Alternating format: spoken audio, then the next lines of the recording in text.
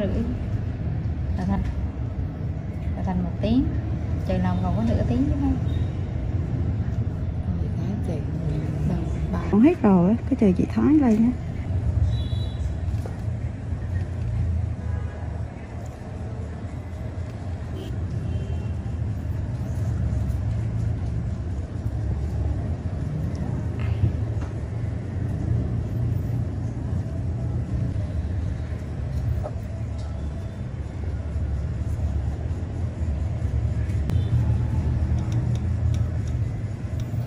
Dũa mạnh dạn kinh doanh chứ gì thì Đà Sẵn không có gì hết mà. Nạn quá là kiện ra tòa rồi đỡ rồi. Cái nhà nó không biết là 10 mấy tỷ đó mà có chị Đành là một đứa thầu Nhà không? nhà rồi rõ tè Ừ. chứ ai làm gì đâu nè. Nó à. Ừ. Ví dụ nhưng mà cái này là bên đi lẫn ngân hàng hết hả ta? Đây là đây. Sợ tính chất ngân hàng hết. Nậu như bên nhìn bà Hồng đi.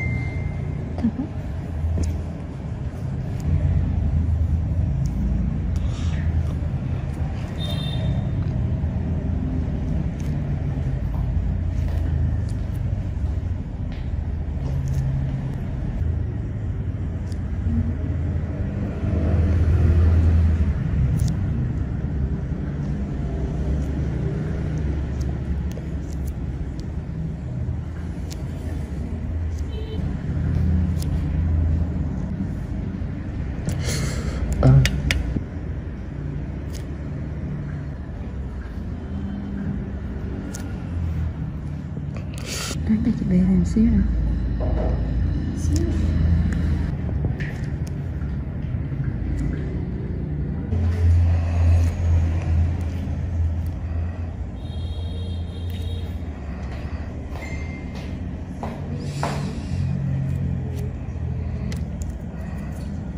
Ủa Kiến hồi sáng rồi ra, hồi sáng rồi Kiến đứng ở mô. Kiến đây bạn chị Kiến vô nhà bé đi xe hả? Ta là giờ đi về trễ quá ta đâu có gì nhờ. Cái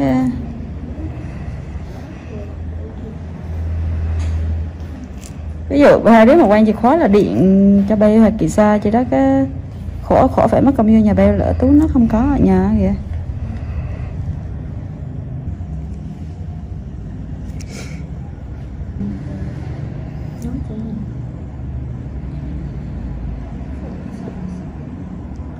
Cho chị một đi kể rút ra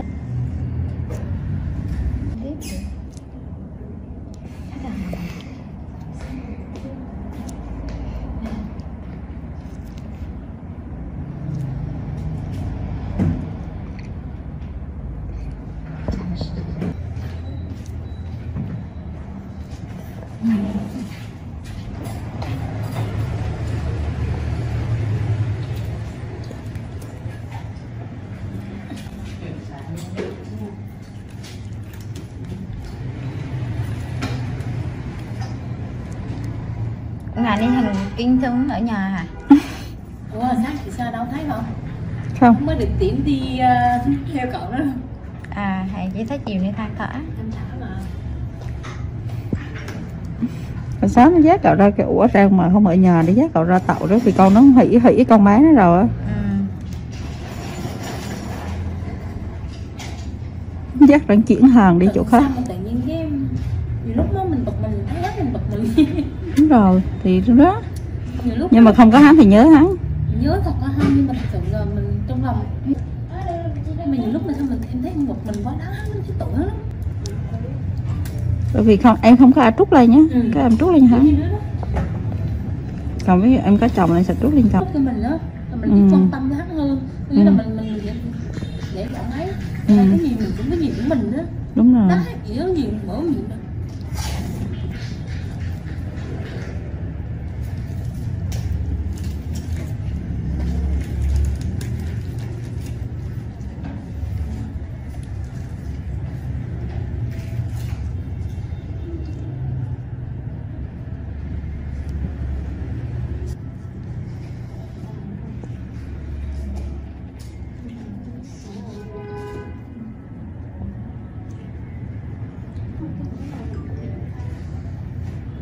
Chị nghe cái người tình giống như hồn thuốc bắc nó thình nghe.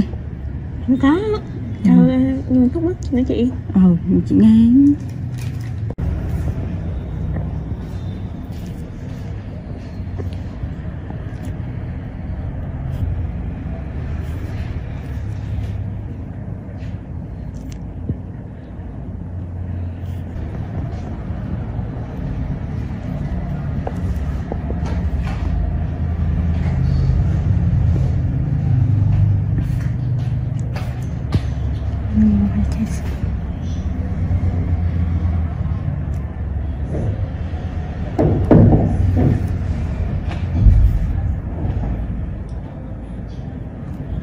Nó liền là nhà bên kia mà chúng mình đang lên nhà mình.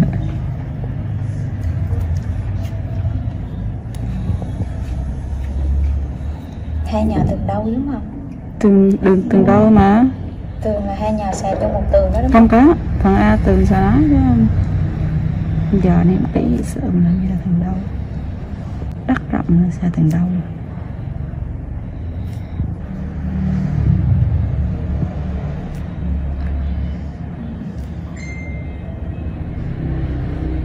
Kỹ.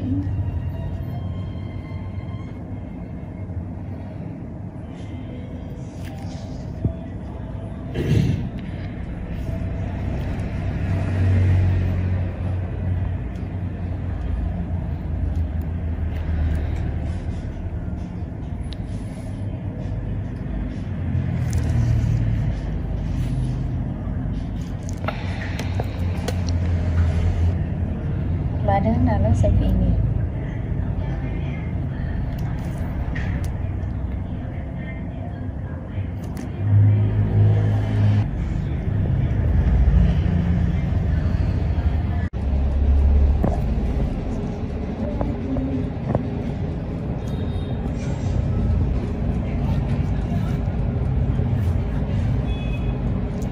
Khách vô hay đâu.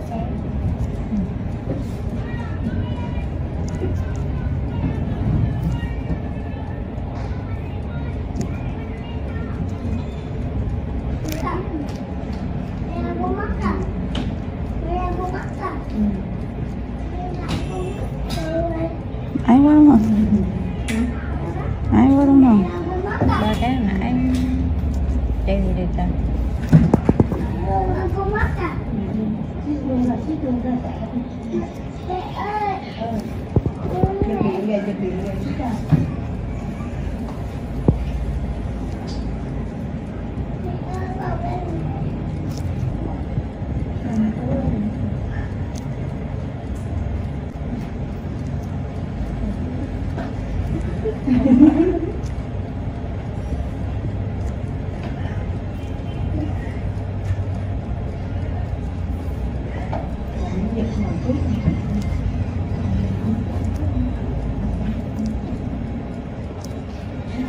Chị giật quá thì hạ xuống bớt đi em.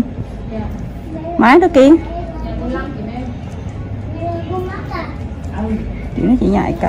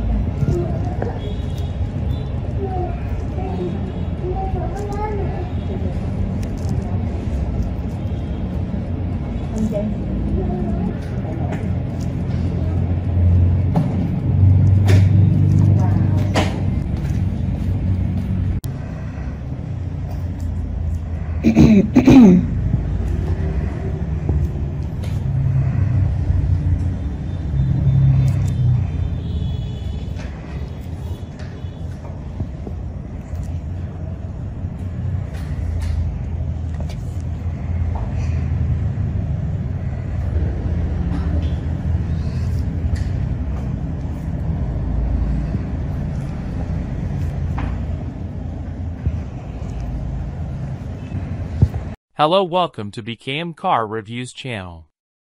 2023 Maserati Levant Review.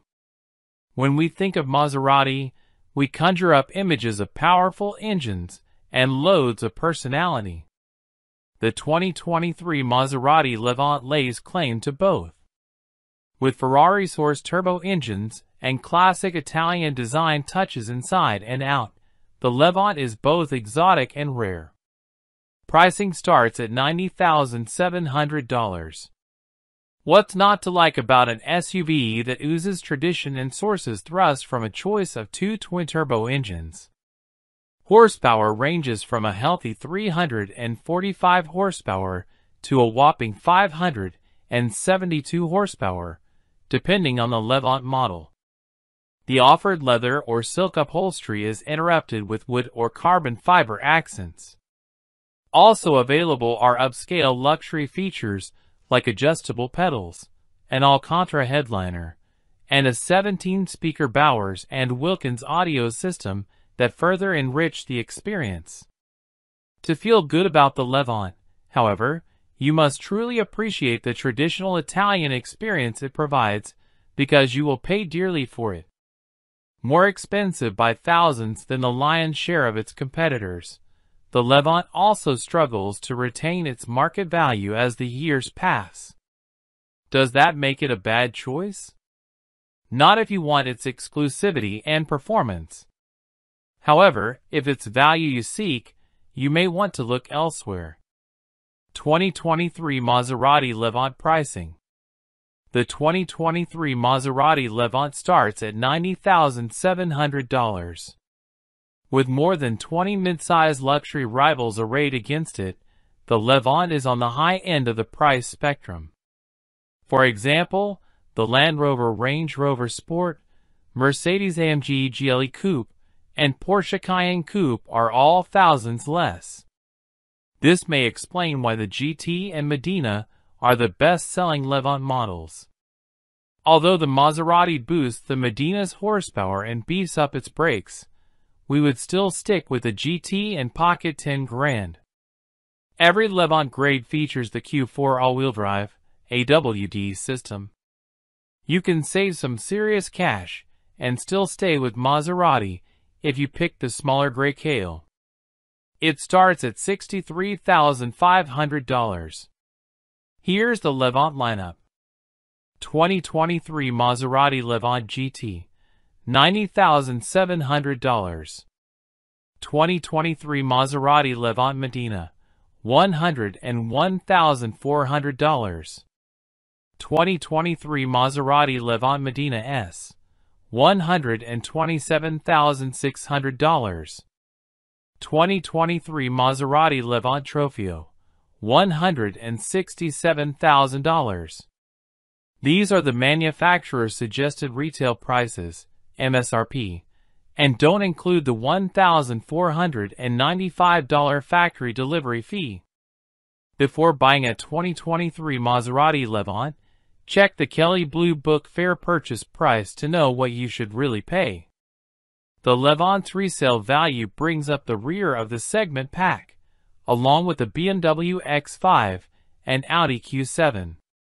What's new for 2023? Maserati put the Levant through a mid-cycle makeover in 2021. Therefore, it rolls into 2023 unchanged. As of now, the Italian carmaker has remained mostly mum regarding Levant's future. However, we have heard rumors of an electric version on the drawing board for 2025 or 2026. Driving the 2023 Maserati Levant. The Maserati Levant may be part of the Stellantis family, but this is no Jeep. Its architecture is similar to the Maserati Ghibli sedan. Therefore, it has real athleticism at its core. This is a well-tuned chassis complemented by either a Ferrari-sourced turbocharged V6 or turbocharged V8. We rate the performance among that of the best SUVs. Although we love the raucous V8 in the Medina S and Trofeo, as well as the extra V6 output in the Medina, we'd stick with the GT. Why? Because even in its entry-level guise, we think it's a blast to drive. However, if your pockets are deep and you crave more power, move on up the model range. Every step up adds to the Levant's gusto. And that chilling V8 sound? We can't get enough of it. The all-wheel drive, AWD, system has a bias to the rear wheels, but it can send up to 50% of the power to the front wheels. Off-roading isn't the Levant's specialty, but it can hold its own when the pavement runs out. That's thanks to an off-road mode and the standard Skyhook adaptive suspension system capable of raising the Levant's ground clearance. Italian interior. Packed with premium materials like available Zegna silk and Pianofiore leather, the Levant's cabin is luxuriously furnished. However, you may be just as pleased with the interiors of less pricey competitors. For example, the Range Rover Sport. The front seats are plenty roomy, but the back seats are a little tight. You can comfortably fit 2 average-sized adults in the back, but most rivals in this class are roomier. The same goes for the cargo area, which is among the more modest in the segment. Looks like a Maserati. You will instantly recognize the Levant as a Maserati. In no small measure, that's because of the liberal use of the distinctive trident emblem sprinkled around the exterior. In front, a concave grille is flanked by a handsome light signature creating an exotic look. Elegant body lines and a sloping roofline give the Levant a sporty profile. We applaud the countless options for customizing the look of the Levant. There are several wheel options, and you can even choose between 5 different brake caliper colors. You may also select between a traditional chrome exterior trim or the darker Turismo appearance package. The Levant is on the larger side of the mid-size luxury SUV class. Its dimensions are similar to the Audi Q8, and it's a little bigger than the Porsche Cayenne, BMW X5, and Mercedes-Benz GLE class. Our favorite features and tech. Ferrari-sourced engines.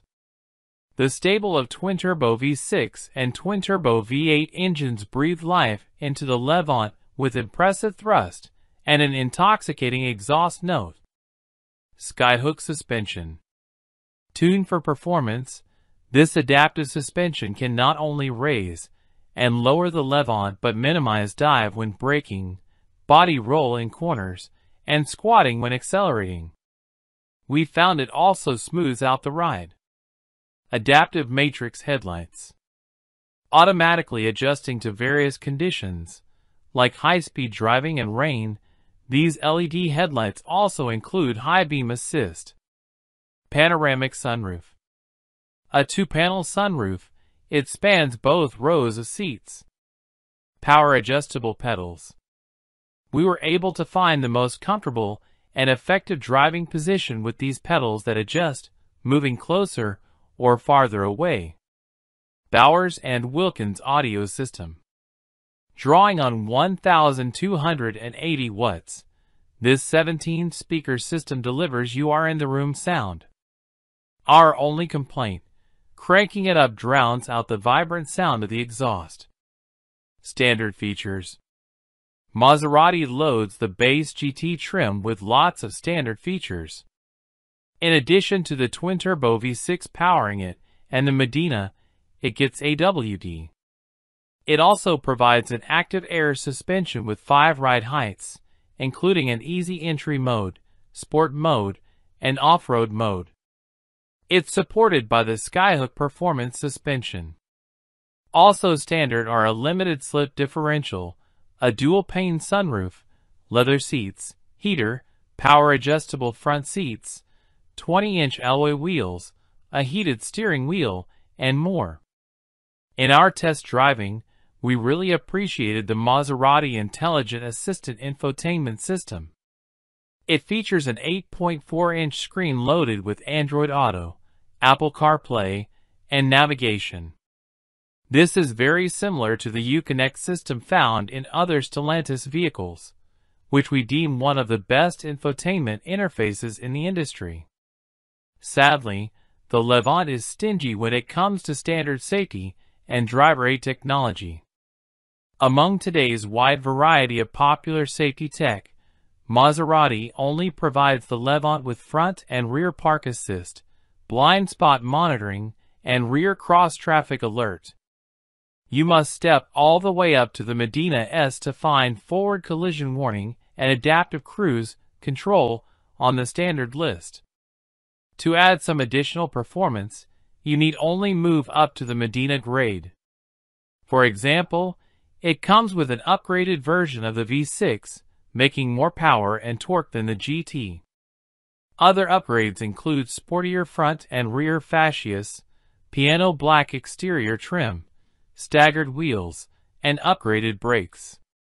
Picking the Medina S model gains you the turbocharged V8 engine plus many more features like paddle shifters, adaptive full LED matrix headlights, and upgraded full leather upholstery. A Harman/Kardon premium audio system, full-speed adaptive cruise control, a surround view camera, automatic emergency braking, and traffic sign assist are also standard. Finally, the Levant hits its peak performance in the Trofeo model. In addition to the V8 making an extra 40 horsepower compared to the Medina S, other upgrades include a Corsa drive mode and carbon fiber interior trim, Piano Fiore leather upholstery, ventilated front seats, heated rear seats, 22-inch staggered wheels, soft closed doors, and Bowers & Wilkins premium audio system are also included. Factory options. Maserati offers many of the Medina S, and Trofeo standard upgrades as options on lower trims. You may choose among many option packages and standalone options to personalize your Levant. For example, you can have Zegna silk and leather upholstery, Zegna Pelletesieta leather upholstery, various appearance packages, multiple wood and carbon fiber interior trims, for zone climate control, and much more. 2 twin-turbo engines. Your choice of twin-turbo engines delivers the Levant's go. Both engines have 2 different versions available. The V6 base GT model is the mildest in the lineup, but we found it still has plenty of muscle. The Medina trim is more sport-oriented, using a more aggressive version of the V6 engine. The mighty turbocharged V8 explodes onto the scene with the Medina S model. It produces over 500 horsepower. If you're looking for peak performance in a Maserati SUV, you'll want the Trofeo model, which adds an extra 40 horsepower over the Medina S. Although performance is a major strength of the Levant, the trade-off is lackluster fuel economy, even from the base V6 model. Although the Levant's mileage doesn't dazzle, it's not far off the pace of its segment. Every Levant uses an 8-speed automatic transmission and the Q4 all-wheel drive system with active torque control. 3.0-liter twin-turbocharged V6 GT, 345 horsepower at 5,750 RPM, 369 lb-ft of torque at 1,750 to 4,750 RPM. Fuel economy, 18 miles per gallon, 16 city, 22 highway. 3.0-liter twin-turbocharged V6, Medina, 424 horsepower at 5,750 RPM, 428 lb-ft of torque at 2,000 to 4,750 rpm. Fuel economy, 18 miles per gallon, 16 city, 22 highway. 3.8-liter twin-turbocharged V8 Medina S. 523 horsepower at 6,250 rpm. 538 lb-ft of torque at 2,500 to 5,000 rpm. Fuel economy, 16 miles per gallon, 13 city, 20 highway. 3.8-liter twin-turbocharged V8 Trofeo. 572 horsepower at 6,250 rpm. 538 lb-ft of torque at 2,500 to 5,000 rpm. Fuel economy, 16 miles per gallon, 13 city, 20 highway. 4-year per 50,000 mile warranty.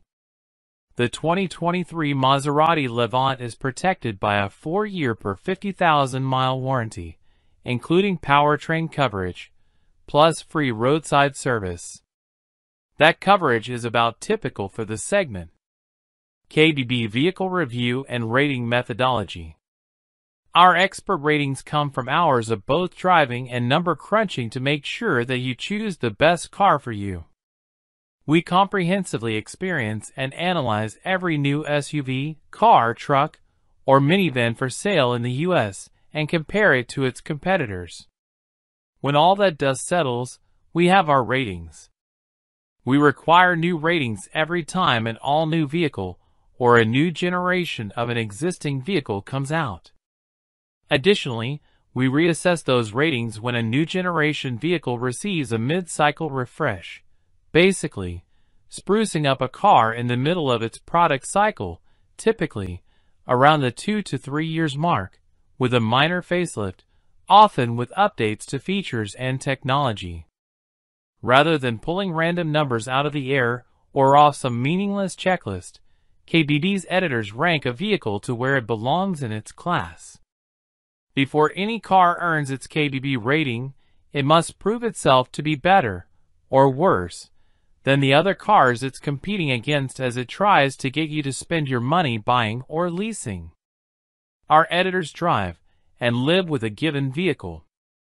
We ask all the right questions about the interior, the exterior, the engine and powertrain, the ride and handling, the features, the comfort, and of course, about the price. Does it serve the purpose for which it was built? Whether that purpose is commuting efficiently to and from work in the city, keeping your family safe, making you feel like you've made it to the top, or that you're on your way, or making you feel like you've finally found just the right partner for your lifestyle. We take each vehicle we test through the mundane, parking, lane changing, backing up, cargo space and loading, as well as the essential, acceleration, braking, handling, interior quiet and comfort, build quality, materials quality, reliability. Hello, welcome to BKM Car Reviews channel. 2022 Lexus LS Overview. As the flagship of the Lexus lineup, the 2022 LS sedan sets the standard of luxury and refinement for the brand, but it disappoints in a couple of important areas. The entry-level powertrain is a smooth-running twin-turbo V6, but it lacks the punchiness of a V8. The upgrade powertrain is a hybrid setup, which is insufficiently refined for a car in this lofty category. Cabin trimmings are first class, though, and the LS offers both comfort and polish for passengers. The driver may find the LS driving demeanor a bit of a snooze, but the ride is comfortable and the interior is hushed. That key rivals such as the Audi A8, the BMW 7 Series, and the Mercedes-Benz S-Class are nailing the balance between comfort, luxury, and sport only serves to highlight the LS' weak points. What's new for 2022? Lexus's flagship sedan carries over essentially unchanged for 2022, but the base model can now be had with the optional Mark Levinson stereo system, and several of the car's standard driver assists have been enhanced. A unique Haku metal leaf door trim is now available on cars equipped with the luxury and executive packages. We'd stick with the standard twin-turbocharged V6 engine and rear-wheel drive, if only to reserve funds for optioning the LS Coolest features. We'd spring for the luxury package.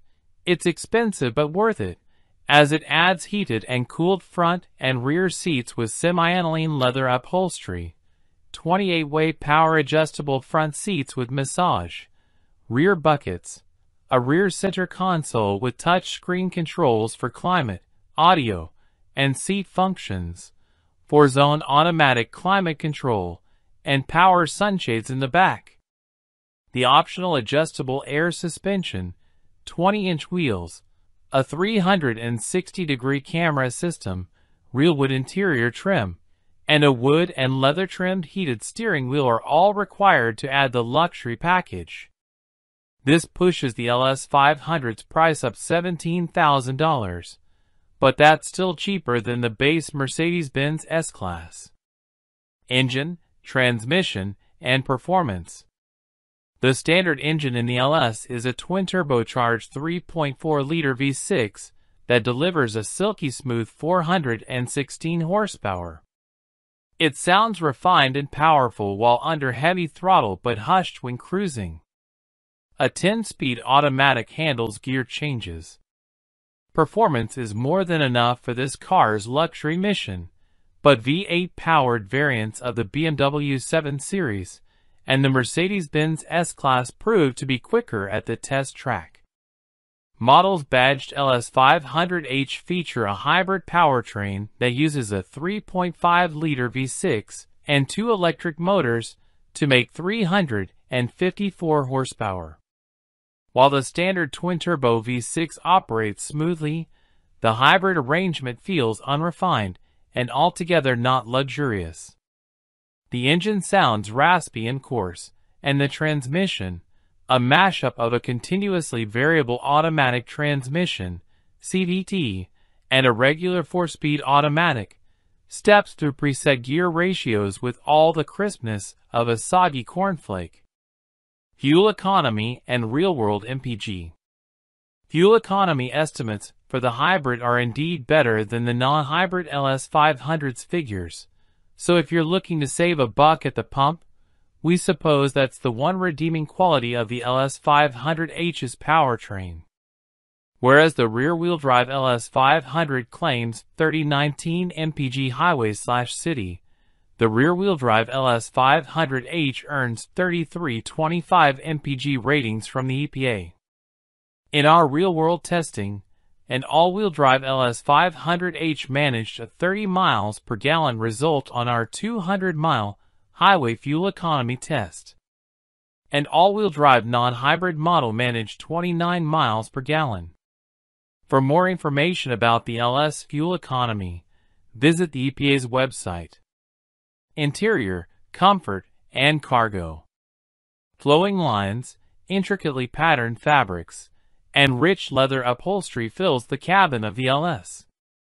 If you really want to go all out, spec the real wood trim, artful glass inserts, and cleverly pleated door panel fabric. Passenger space is generous for 4 adults. Adding a 5th person in the standard 3-across rear bench would deny passengers a true luxury experience, so we recommend selecting the optional bucket seats. The rear seat backs are fixed, so bulky cargo items may not easily fit in the LS. The trunk, however, for the LS500 and hybrid model is generously sized, each holding 6 carry-on suitcases. Both the Audi A8 and the Genesis G90 accommodated the same amount of luggage. Infotainment and connectivity. All LS models come with Amazon Alexa, Apple CarPlay capability, navigation, and a 4G LTE Wi-Fi hotspot, all controlled through a new 12.3-inch touch screen. That means the fussy touchpad on the center console is no longer the only way to adjust vehicle settings, switch audio sources, or set a destination in the navigation menu. The system also recognizes some voice commands. That said, is it too much to ask for physical buttons for things like seat heating? Lexus apparently thinks so. In order to activate this feature, users must turn to the screen. Safety and driver assistance features. As with most other Lexus models, the LS comes standard with the Lexus Safety System Plus 2.5 suite of driver assistance features. A more advanced semi-autonomous driving mode feature is an option. For more information about the LS crash test results, visit the National Highway Traffic Safety Administration, NHTSA, and Insurance Institute for Highway Safety, IHS, websites. Key safety features include standard automated emergency braking with pedestrian detection, standard lane departure warning with lane keeping assist, standard adaptive cruise control with lane centering assist, warranty and maintenance coverage. Lexus offers longer powertrain coverage than BMW or Mercedes, but doesn't match up to Genesis's plan of 100,000-mile coverage. At least the first maintenance visit is provided free of charge. Limited warranty covers 4 years or 50,000 miles. Powertrain warranty covers 6 years or 70,000 miles. Complimentary maintenance is covered for 1 year or 10,000 miles. Hello, welcome to BKM Car Reviews channel. Mini Clubman Review 2022. Overall verdict on the Mini Clubman. There are plenty of cars on the market that are dependable and capable, but without much in the way of character, so the Mini Clubman is a welcome change. Mini Clubman Review 2022 Front Left Exterior. The Mini Clubman might not be to all tastes. The retro styling is potentially polarizing, but it's definitely distinctive. It's good to drive, but also practical and efficient. We'll explain all in our Mini Clubman review. The Mini Clubman is still quite clearly a Mini. Parent company BMW would not be foolish enough to mess around with the retrofied looks that are a massive part of its appeal. However, it would not be unfair to say that it looks like a stretched version of the Mini hatchback. It can't match the visual charm of the regular Mini then, but it's still an interesting looking thing. Whether they are practical or not is another matter, but the vertical opening rear doors that hinge from the sides of the car are eye-catching touch and a nod to the original Mini Clubman of the 1960s. Inside, the Mini Clubman has plenty of familiar touches too, such as the circular speedometer and infotainment display, toggle switches, and chunky detailing. It's also built to a high standard in here, as you'd hope, given the premium price, but there is a feel-good factor that comes from the mix of interesting design and quality feel. In terms of physical space, the Mini Clubman's interior is quite impressive.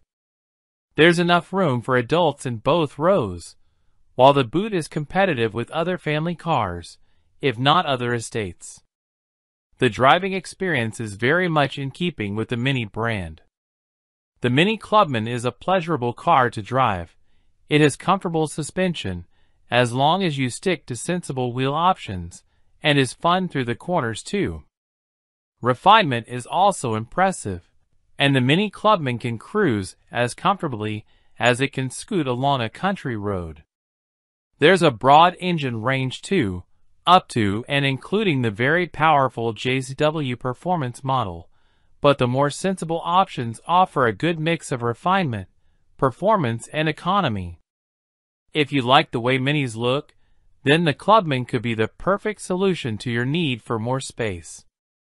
It's a nice car to drive and to live with, and although it is ultimately not quite as practical as the best cars in the class, it also offers something many of them don't, namely a strong style statement and a big personality. There's no need for the flying wing badge inside the Mini. Sit in the driver's seat, and you will instantly know where you are. It's one of the most stylized interiors in the market. Whether it's stylish or not is a matter of personal opinion, and makes a pleasant change from the fine but dull cabins you tend to find in Mini rivals. Mini Clubman Review 2022 Front Interior. It's not all style over substance either, as the Mini Clubman's dashboard is quite sensibly laid out. The big central speedometer is mirrored in the circular central infotainment screen, and the rotary controller down low by the gear lever is easy to use, with the backup of steering wheel controls and voice control for many functions. The toggle switches are an attractive design feature too, although they are placed quite low down on the dashboard, which can make them hard to find when on the move. All occupants should find it easy to get comfortable. The driver's seat has height adjustment as standard, and a handy feature is that the instrument display moves in tandem with the steering column, so you'll have a clear view regardless of your driving position. The seats themselves are comfortable, although many persist in using a lever to adjust the seat back rather than a rotary knob which allows finer adjustment. One slightly negative aspect of the Mini Clubman's bold design is that the windows are relatively narrow, so visibility is not as good as you might expect from a car of this size, and the rear doors leave a pillar in the center of field of view. Handling and ride quality. What is the Mini Clubman like to drive? From the very beginning of the reborn version, the Mini has had a reputation for being good to drive, and although the Clubman doesn't quite match up to the go-kart with stripes ideal, it's still one of the better cars to drive in the class.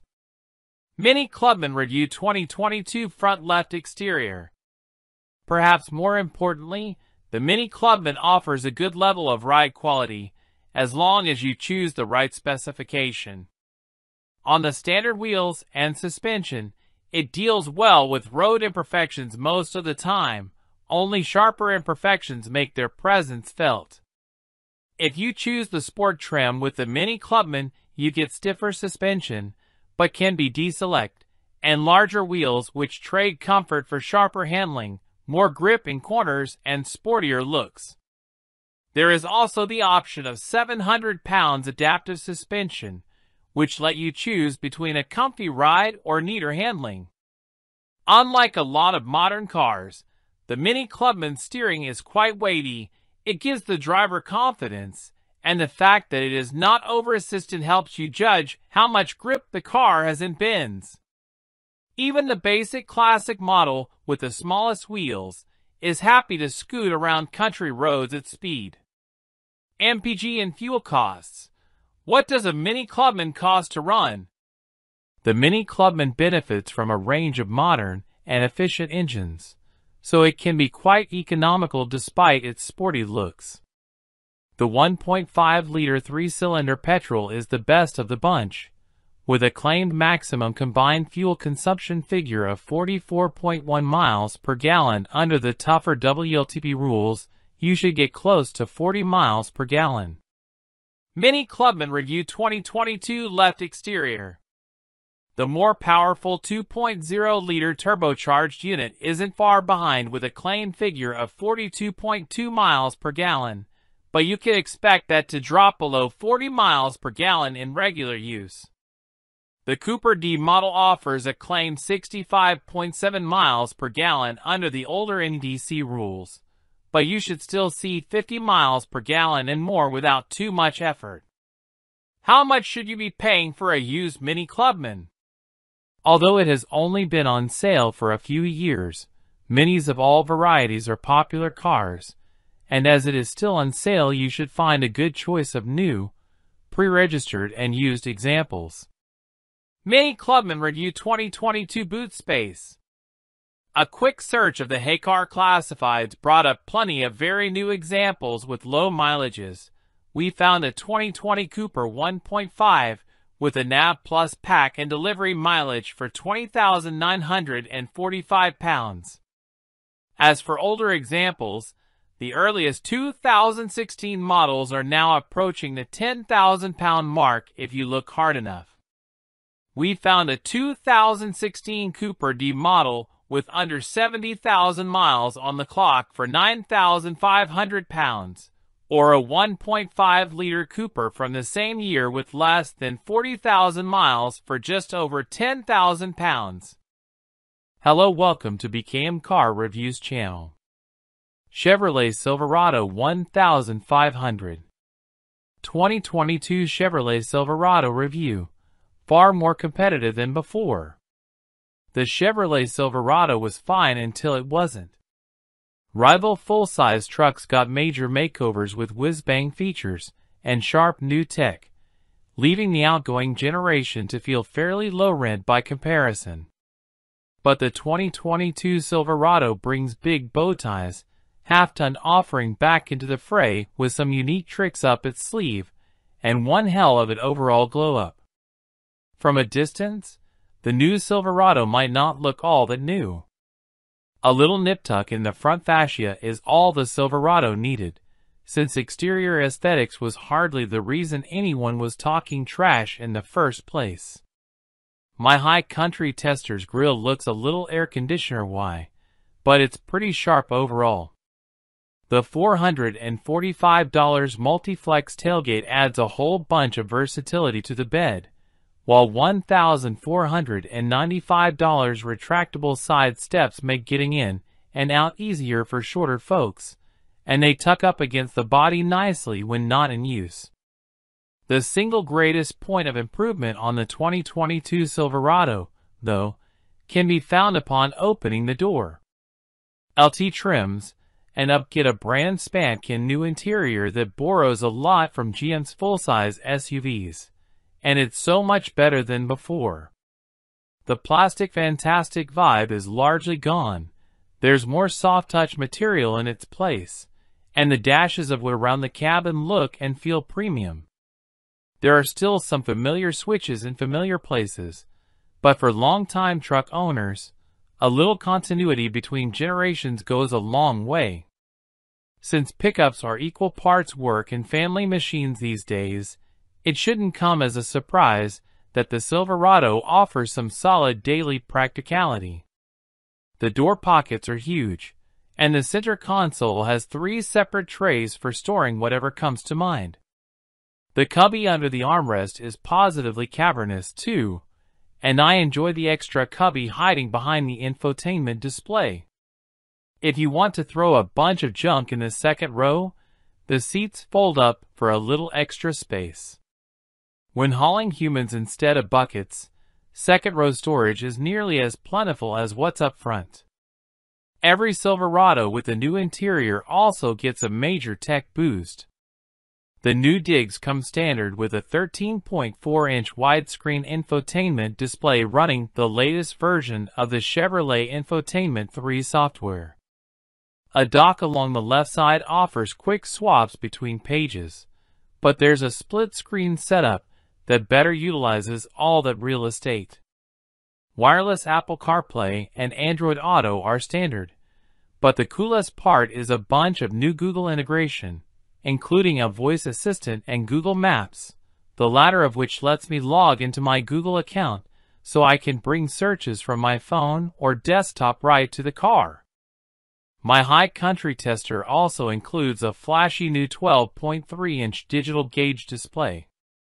There are 4 different configurations on offer, in addition to segments of the screen that can display all sorts of vehicle information. The only bummer is that you can't put Google Maps in there. When navigation is running, the gauge cluster only shows the next turn and the distance to it. The $1,870 technology package adds a full-color head-up display that brings relevant information even closer to my line. When it comes time to charge, the front row can access 2 USB-A and 2 USB-C ports, in addition to a 110-volt outlet, while rear passengers get 1 USB-A and 1 USB-C. While most of that stuff is impressive, it's not exactly unique to GM or the 2022 Silverado. But you know what is? Super Cruise.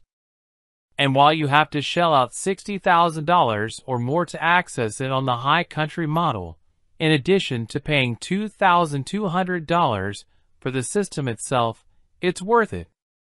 It's cool and composed in a way that Ford's Blue Cruise or Tesla's Autopilot is not, and it's damn easy to figure out what the system is trying to convey, thanks to very obvious icons in the HUD and gauge cluster, in addition to that slick LED array in the steering wheel. Just get the truck up to speed on the highway, hit the Super Cruise button, wait for the lights to turn green, and Bob's your uncle. When Super Cruise is active, just keep your eyes on the road and the Silverado will handle the rest. The latest iteration of this software does a great job holding this large mass of metal in the center of its lane. Its newest parlor trick is automatic lane changes, which can be started manually by tapping the turn signal stalk, but Super Cruise is also capable of determining when to change lanes on its own. The movements are generally quick and drama-free. My favorite part is that Super Cruise won't hang in the left lane if it's avoidable. If the system detects an open lane to the right, it'll keep itself from being the guy and holding up faster traffic. In that sense, it's better than most human drivers. Even if you don't opt for Super Cruise, the 2022 Silverado is still pretty well loaded with safety systems. All trims get automatic emergency braking, blind spot monitoring, lane departure warning, and lane keeping assist. The aforementioned technology package adds adaptive cruise control, and while parking sensors are also part of the equation, they arrived disabled on my tester because of supply chain issues, although the Windows sticker includes a $50 credit for a later retrofit when parts are available.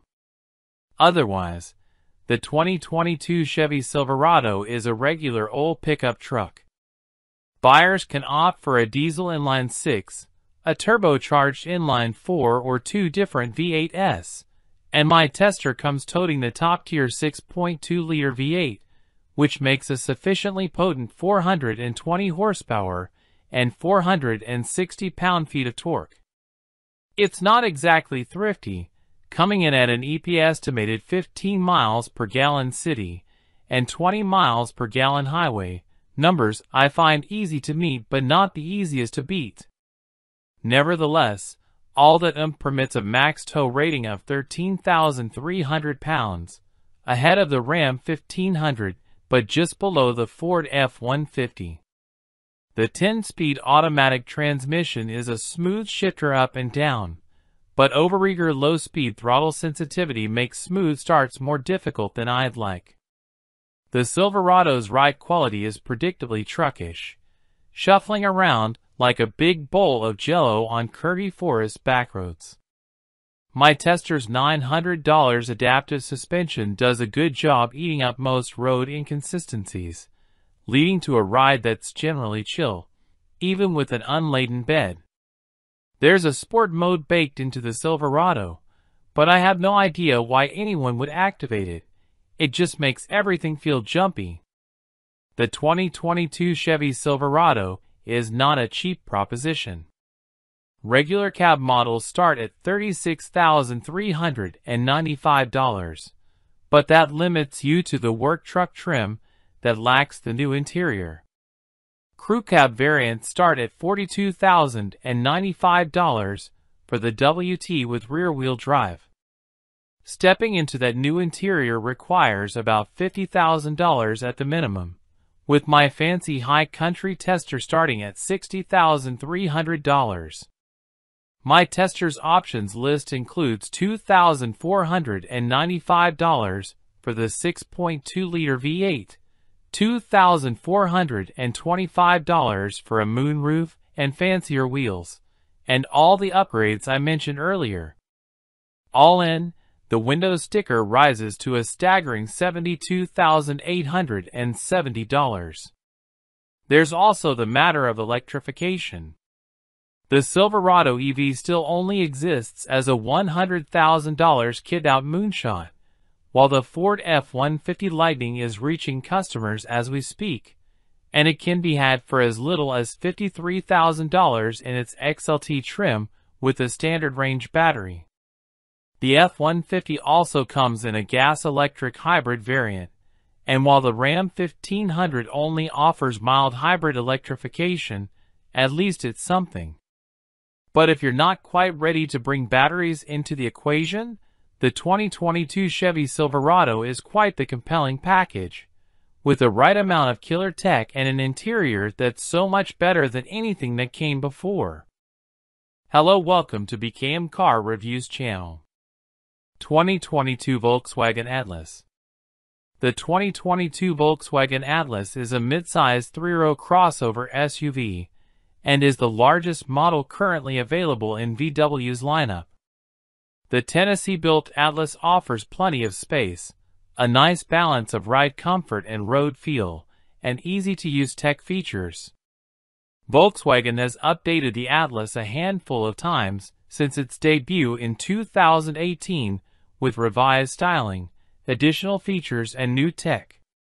For 2022, the Atlas drops its base trim level, as well as adding more standard features to the remaining trims.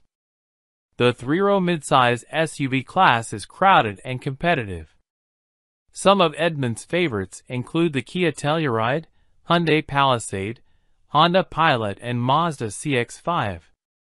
You could also look at the stylish Atlas Cross Sport if you like the Atlas, but don't need the third row. But overall, there's a lot here to like. Check out our test team's expert rating to learn more about the Atlas hits and misses. What's it like to live with? Our test team evaluated a Volkswagen Atlas over the course of a year and more than 20,000 miles. You can read about everything they liked and didn't like in Edmund's VW Atlas long-term road test review. Note that while we tested a 2018 model, the 2022 Atlas is of the same generation, and most of our observations still apply. How does the Atlas drive? Neither Atlas engine is all that great. The optional V6 engine delivers decent acceleration off the line, but runs out of oomph when the Atlas is merging at speed, even with an empty cabin. Our V6-equipped Atlas test vehicle needed 8.5 seconds to cover 0 to 60 miles per hour, which is slower than many rival three-row SUVs. We also tested the base four-cylinder. Surprisingly, that Atlas was quicker, with 0 to 60 miles per hour coming up in 8.1 seconds. Otherwise, the Atlas is pleasant to wheel around considering its size. It's composed and stable when going around turns, and the smooth brakes and transmission shifting make this an easy SUV to drive every day. Comfort. 8.0/10. How comfortable is the Atlas? The Atlas front seats lack some adjustability, and the bottom cushions feel a little flat and long, which might be uncomfortable for short drivers. Both back rows recline, and the second row slides and has a slightly firmer middle seat. The Atlas has a settled ride quality. The suspension absorbs most bumps and road undulations without getting overly floaty. There's some road noise, and the large mirrors generate noticeable wind noise at highway speeds, but it's nothing the audio system can't conceal. The Atlas climate system is strong and has plenty of heating and cooling capacity. How's the interior? There's plenty of room in all directions up front, and the second row is wide enough for 3 adults across. Also, the third row fits adults 6 feet or shorter, with surprisingly little effect on comfort. The Atlas also gets high marks for its clever sliding second row seat, with good rear visibility to boot. It does take some time to become familiar with the Atlas available digital gauge cluster, but once you're accustomed to it, functionality is wide-ranging. One downside to the touchscreen infotainment system interface is having to look at what you're pressing, which takes attention away from driving. How's the tech? The Atlas boasts a strong assortment of technology features. The infotainment system includes Apple CarPlay and Android Auto smartphone capability. The base stereo has pretty good quality, and the optional 12-speaker system on top models boasts impressive sound quality. Voice control is improved over previous versions of the Atlas, but remains restricted to pretty basic commands. A number of driver aids also come standard, and adaptive cruise control handles transitions and maintains gaps well for such a large vehicle. We also like the subtle lane keeping assist. The rear-view camera is crisp and provides several viewing options. How's the storage? The Atlas dominates the midsize SUV competition with 20.6 cubic feet of space behind the third row and a maximum capacity of 96.8 cubic feet. The flexibility of the manual folding flat seats is great, and our test SUV also had a hands-free tailgate. The Atlas offers a good amount of storage space for small items, but there are no obvious storage cubbies for items such as sunglasses or section compartments in the center armrest bin. The second row packs plenty of space, and there shouldn't be any issues fitting a rear-facing car seat there. The second row is also designed to tilt and slide with a seat installed. How's the fuel economy? The 4-cylinder engine is less thirsty than the optional V6. The EPA estimate is 22 miles per gallon combined, 20 city/24 highway, with all-wheel drive. On our 115-mile evaluation route, our AWD-equipped test Atlas averaged 23.5 miles per gallon, indicating the rating is accurate. But that still trails some 3-row V6-equipped rivals such as the Honda Pilot and Toyota Highlander. Is the Atlas a good value? The Atlas comes in a little pricier than most of its competition at its top trim levels. It balances that by offering plenty of safety and technology features that are effective and easy to use. What doesn't feel worth the price is the lack of horsepower, plus an abundance of hard plastic in the second and third rows. That could be okay though, if there's a high likelihood of kids sitting in back. Volkswagen once offered great warranty coverage, but has fallen behind recently. Kia and Hyundai offer the best basic warranties by far, and many other crossovers beat the Atlas in powertrain coverage. The Atlas isn't as fun to drive as a Mazda CX-9 or Honda Pilot, but buyers who don't need sporty abilities will find the Atlas pleasant enough. Our editors have mixed opinions about the Atlas styling. Some think it looks handsome, especially with the available R-Line enhancements, while others say it doesn't do enough to resemble other models in the VW lineup. Which Atlas does Edmunds recommend? Go with the SE with technology trim for the best value. Although it doesn't come with all of the Atlas available advanced driving aids, it otherwise is well equipped for a 3-row family hauler. It's also the least expensive way to get the optional V6 engine, which is more satisfying than the base 4-cylinder. Volkswagen Atlas models. The 2022 Volkswagen Atlas is available in 6 trim levels: SE, SE with technology, SEL, SEL R-Line, SEL R-Line Black, and SEL Premium R-Line. The SE, SE with technology, and SEL trims come standard with a turbocharged 2.0-liter 4-cylinder engine, 235 horsepower, 258 lb-ft. A 3.6-liter V6 engine, 276 horsepower, 266 lb-ft. Engine is available on the SE with technology and all the SEL permutations. Feature highlights include: Hello, welcome to BKM Car Reviews channel. 2022 Hyundai Sonata Consumer Reviews. Trending topics and reviews. When it comes to a daily driver, I have several parameters. I won't spend over 40G. I won't lease. And at 6 feet 2 with nerve-damaged legs from my battle with cancer, legroom and seat comfort are paramount. Comfort is also an extremely subjective category. What works for you might not work for me, and vice versa. Accord Sport/touring seats don't work for me. Camry and TRD trim is too fast and furious for me. Altima has a CVT Trans and horribly uncomfortable driver's seat for me. I was considering a K5 GT, but none to be found locally. Figured I'd drive a Sonata in line to get a feel for the package and scratch it off my list. I was not a huge fan of the 2020 exterior redesign, although it slowly grew on me.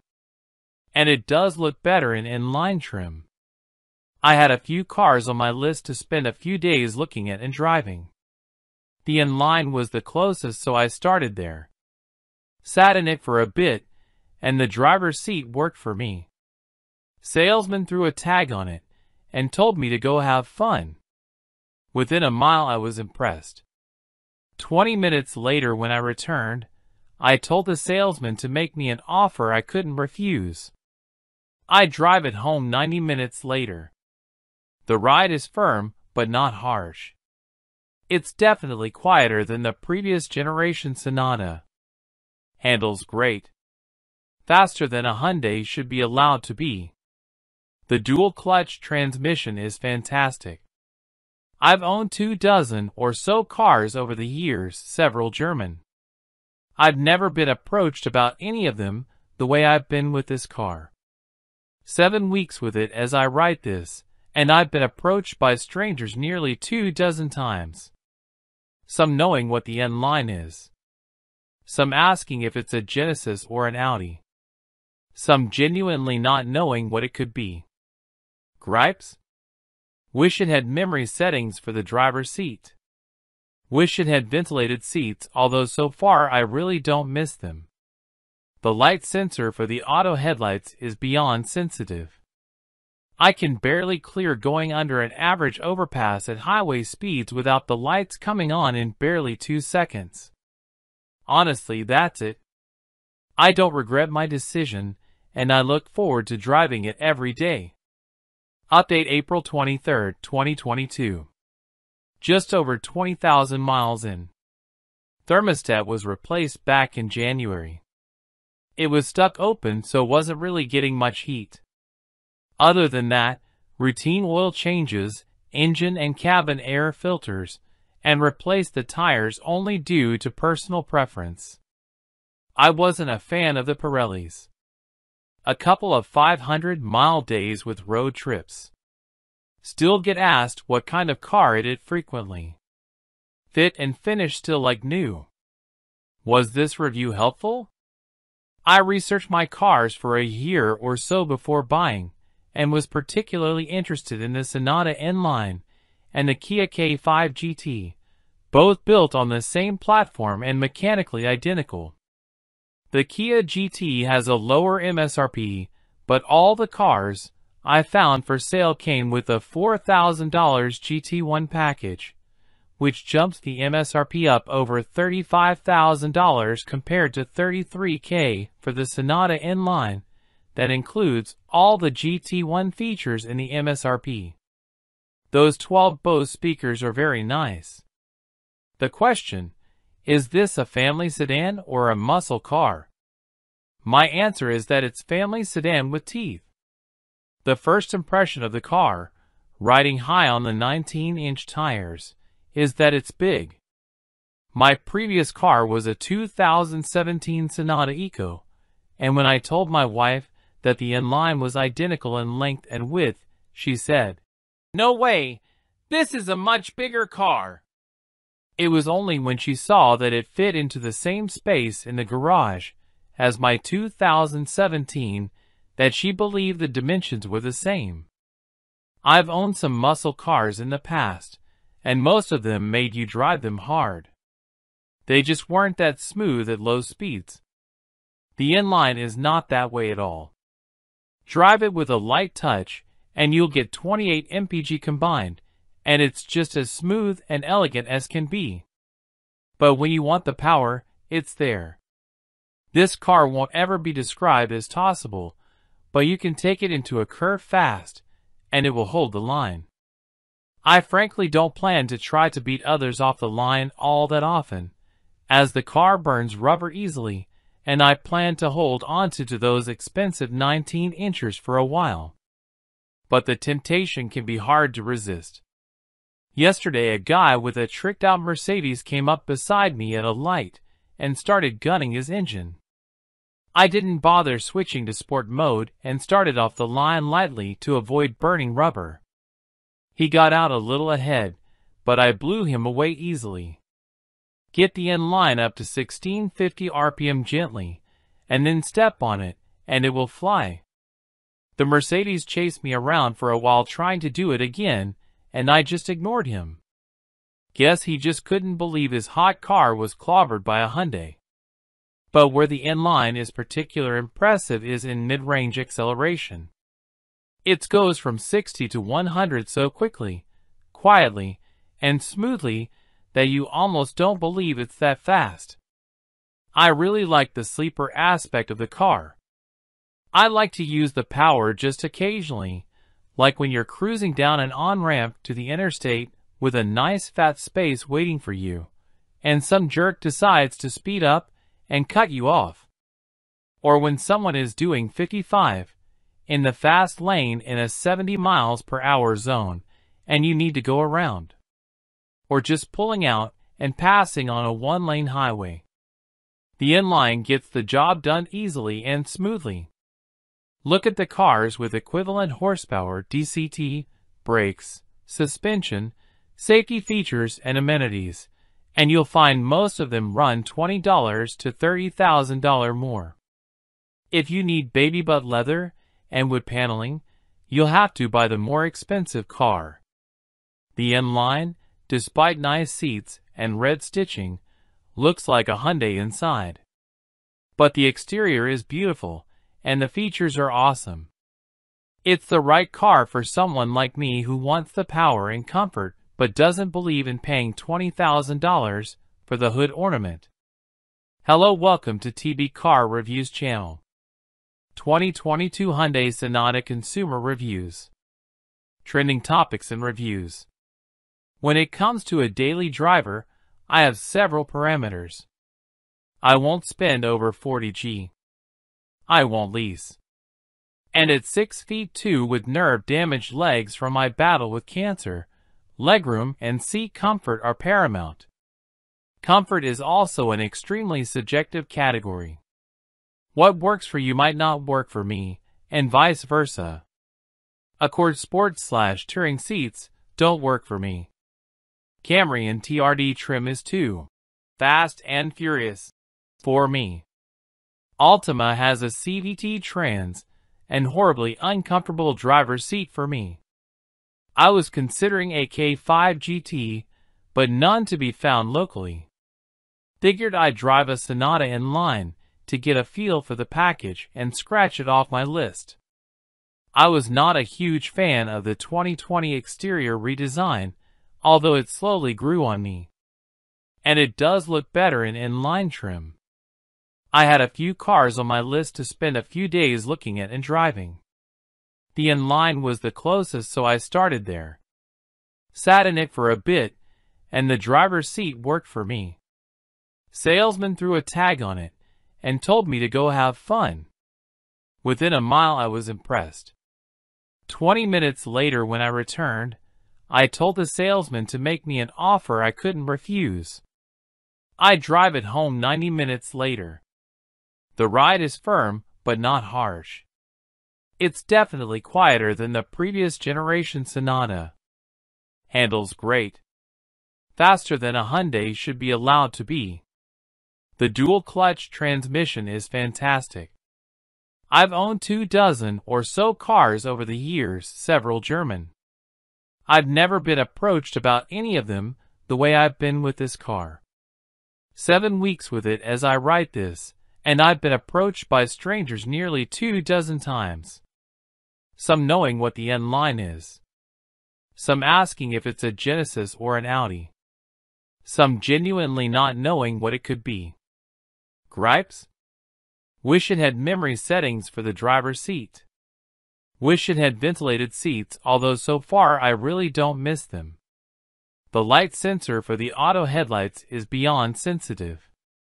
I can barely clear going under an average overpass at highway speeds without the lights coming on in barely 2 seconds. Honestly, that's it.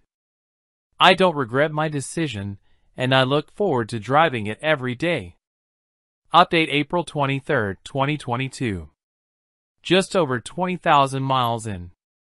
Thermostat was replaced back in January. It was stuck open, so wasn't really getting much heat. Other than that, routine oil changes, engine and cabin air filters, and replaced the tires only due to personal preference. I wasn't a fan of the Pirellis. A couple of 500-mile days with road trips. Still get asked what kind of car it is frequently. Fit and finish still like new. Was this review helpful?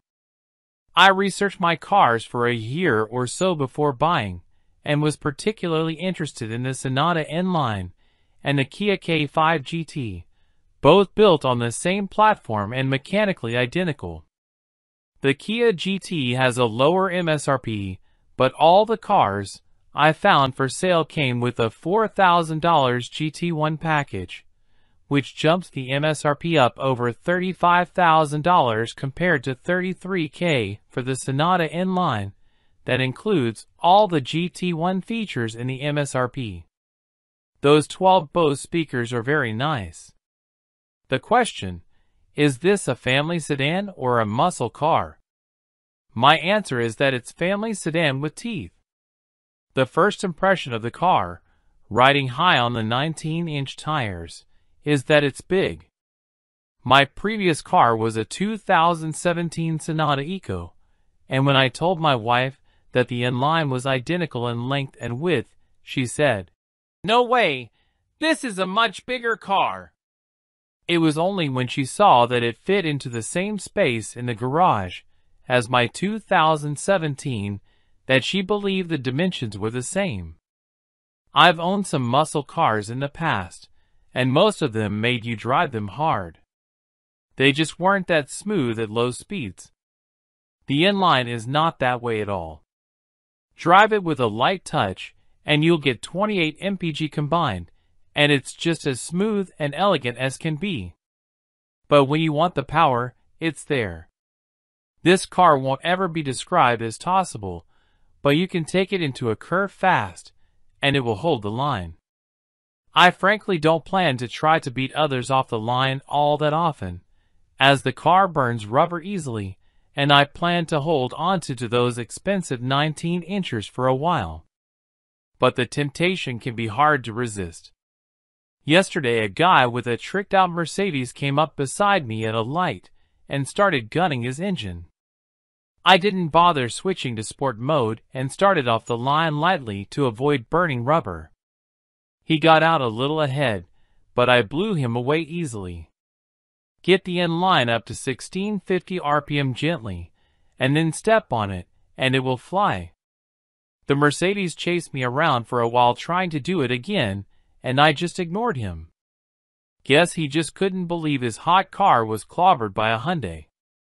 But where the N-Line is particularly impressive is in mid-range acceleration. It goes from 60 to 100 so quickly, quietly, and smoothly that you almost don't believe it's that fast. I really like the sleeper aspect of the car. I like to use the power just occasionally, like when you're cruising down an on-ramp to the interstate with a nice fat space waiting for you, and some jerk decides to speed up and cut you off. Or when someone is doing 55 in the fast lane in a 70 miles per hour zone and you need to go around. Or just pulling out and passing on a one-lane highway. The N-Line gets the job done easily and smoothly. Look at the cars with equivalent horsepower, DCT, brakes, suspension, safety features and amenities, and you'll find most of them run $20 to $30,000 more. If you need baby butt leather and wood paneling, you'll have to buy the more expensive car. The M-Line, despite nice seats and red stitching, looks like a Hyundai inside. But the exterior is beautiful, and the features are awesome. It's the right car for someone like me who wants the power and comfort but doesn't believe in paying $20,000 for the hood ornament.